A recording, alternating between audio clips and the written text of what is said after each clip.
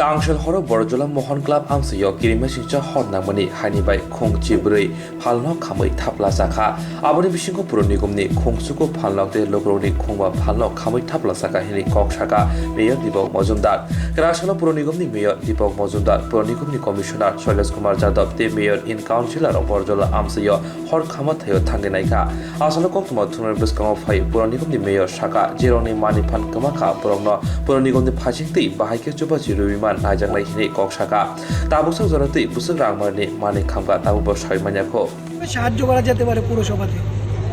এখানে গতকালকে যে বিদ্যুৎ অগ্নিকাণ্ড ঘটেছে তার মধ্যে 14টা দোকান ছিল, তার মধ্যে 5টা যে ঘর আছে এটা তাদের নিজস্ব জায়গার মধ্যে আছে, বাকি 9টা যে দোকান আছে সেগুলি আমাদের এএমসি জায়গাতে আছে, সরকারি জায়গাতে আছে। তো আমরা এটা দেখেছি, শুনে আমরা খুবই শক হয়েছি, অনেকগুলি ব্যবসায়ী ক্ষতিগ্রস্ত হয়েছেন। তো আমাদের এএমসি পক্ষ থেকে আমাদের এখানে যিনি কর্পোরেটর আছেন বা আমাদের মেয়র কাউন্সিল জগদীশবাবু আছেন, আমাদের অন্যান্য কর্পোরেটর এখানে আছেন, সবাই আছেন, আমাদের কমিশনার সাহেব শৈলেশ যাদবজি এসছেন।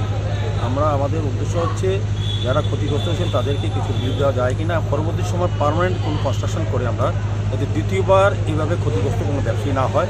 আমরা যেহেতু সরকারি জায়গা আছে এই জায়গাটা আমরা চিন্তাভাবনা করব, কথা বলি যে পার্মানেন্ট কোনো কনস্ট্রাকশন করে দেওয়া যায় কিনা। কারণ এভাবে তারা ঘর তুলতে আমরা বারণ করেছি আপাতত, কারণ তুললে আবার তো ফায়ার তুললে একই ক্ষতিগ্রস্ত হবেন, দ্বিতীয়বার যাতে ক্ষতিগ্রস্ত না হয় এবং তাদের যাতে ব্যবস্থা করা যায় সেদিকে আমরা লক্ষ্য রাখবো। আমরা মানবিক দিকে দৃষ্টিভঙ্গিতে এটা ব্যবস্থা করব। তো আমরা চাইবো এখানে পার্মানেন্ট একটা কনস্ট্রাকশন হোক, যাতে যেই ব্যবসায়ীরা ক্ষতি তারাও থাকবেন, পাশাপাশি অন্যান্য যারা রাস্তার পাড়ে ফুটপাতে ব্যবসা করেন তাদেরকে সরিয়ে দিয়ে আমরা ব্যবস্থা করা যায়, এই জায়গাটাকে যাতে ভালোভাবে ব্যবহার করা যায় সেদিকে লক্ষ্য করব। যেহেতু একটা অ্যাক্সিডেন্ট হয়ে গেছে, ইনসিডেন্ট হওয়ার পর আমাদের সতর্ক থাকতে হবে যাতে ভবিষ্যতে এই ধরনের ফায়ার ইনসিডেন্ট বা কোনো ধরনের ইনসিডেন্ট না হয়, সেদিকে আমরা লক্ষ্য রেখে কাজ করবো।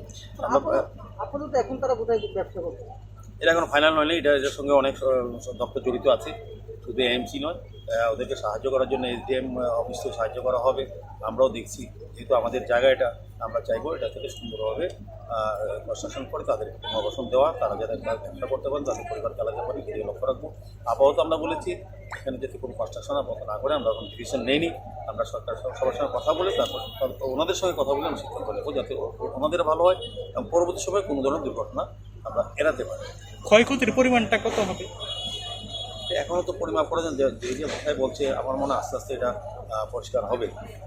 যাদের ব্যবসা জিনিসপত্র নষ্ট হয়েছে, দোকান নষ্ট হয়েছে, তারা নিশ্চয়ই পরবর্তী সময় সমস্ত চিন্তাভাবনা করে একটা রিপোর্ট আকারে আমাদের কাছে আসবে। আমরাও একটা করাবো, আমরাও সার্ভে করাবো এখানে কী কী ক্ষতি হয়েছে, কারা কারা ছিলেন, কাদের নিজস্ব জায়গা আছে, কারা সরকারি জায়গার উপর আছেন, কতদিন আছেন, সরকারি জায়গা ব্যবহার করেছেন কিন্তু কোনো সরকারের সাথে যোগাযোগ রাখেননি, সেটাও বিবেচনার মধ্যে আছে।